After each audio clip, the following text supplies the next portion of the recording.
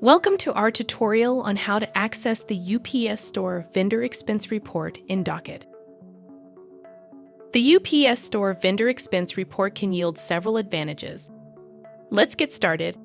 First, sign into your Docyt account. Next, navigate to Business Reports from the top menu dropdown. Now, select Expense from the ensuing options. Within the Expense Reports page, locate and select Vendor Expenses. Tailor the report to your needs by selecting your preferred time period.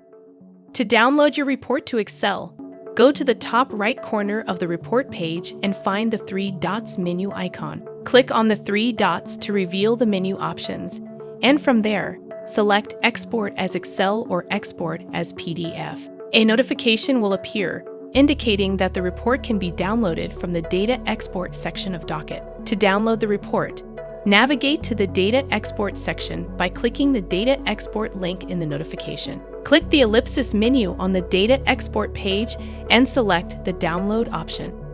Thanks for watching this video. Check out our How to Videos playlist to watch more videos like this.